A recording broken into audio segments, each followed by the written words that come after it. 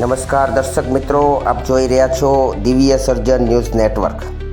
બગસરા શહેરમાં બાળ કેળવણી મંદિરના 94માં સ્થાપના દિન નિમિત્તે વિસરતી વિમુક્ત જાતિના 7 જેટલા સેન્ટરના બાળકો દ્વારા દેશભક્તિ સહિત વિવિધ સાંસ્કૃતિક કાર્યક્રમમાં બહોળી સંખ્યામાં લોકો ઉપસ્થિત રહ્યા।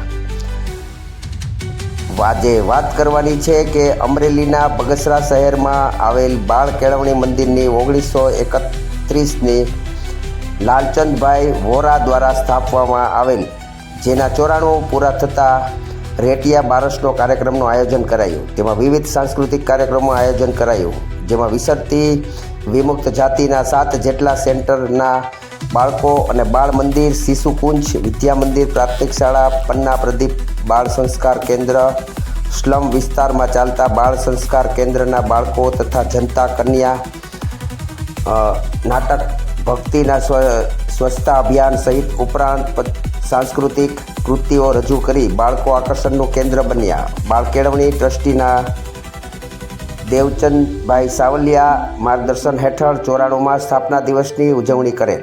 બાળકોમાં રહેલ કલા કૌશલ્ય શક્તિને વિકસાવવા માટે આવા વિવિધ કાર્યક્રમ ઉપયોગી બને તેવી સંસ્થાને વિચરતી અને વિમુક્ત જાતિના શાળાથી વંચિત રહેતા બાળકોને અભ્યાસ કરતા જોડી એક નવી દિશા આપી વિકસિત સમાજ સાથે જોડવાનું અનોખું કામ કરી બાળકોને પોતાનું બાળપણ માણવાનું વાતાવરણ મળી રહેલ છે। આ સૌએ બિરદાવેલ સાંસ્કૃતિક કાર્યક્રમનું આયોજન કરવામાં આવેલ। સંસ્થાના કાર્યકરોના સહકારથી રેટિયા બારસનો કાર્યક્રમ યાદગાર બન્યો હોવાનું દેવચંદભાઈ સાવલિયાએ જણાવ્યું। તો જોતા રહો દિવ્ય સર્જન ન્યૂઝ નેટવર્ક સાથે અશોક મણવર, બગસરા, અમરેલી।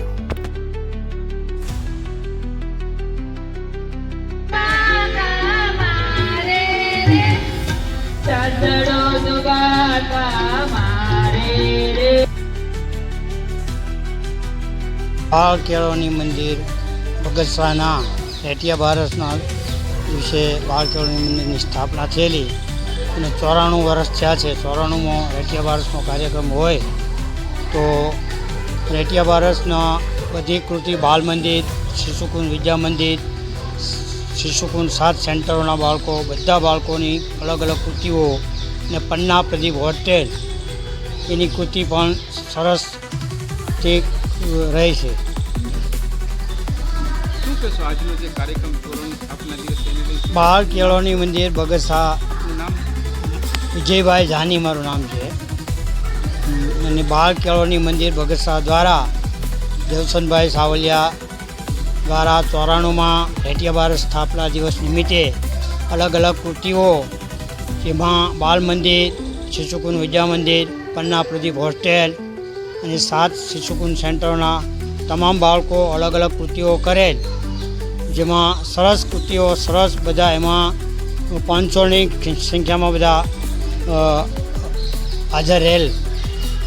બાળ કેળવણી મંદિર બગસરાના રેટિયા બારસના દિવસે બાળ કેળવણી મંદિરની સ્થાપના થયેલી અને 94 વર્ષ થયા છે। 94માં રેટિયા બારસનો કાર્યક્રમ હોય તો રેટિયા બારસના બધી કૃતિ બાળ મંદિર, શિશુકુંજ, વિદ્યા મંદિર, શિશુકુંજ 7 સેન્ટરોના બાળકો, બધા બાળકોની અલગ અલગ કૃતિઓ અને પન્ના પ્રદીપ હોટેલ એની કૃતિ પણ સરસ ઠીક રહે છે।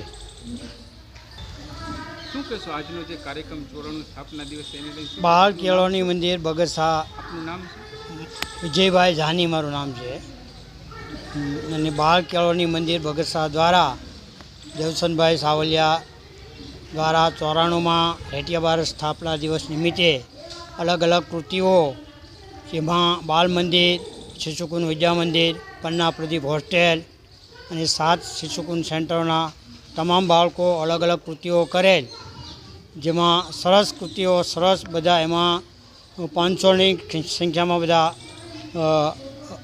હાજર રહેલ।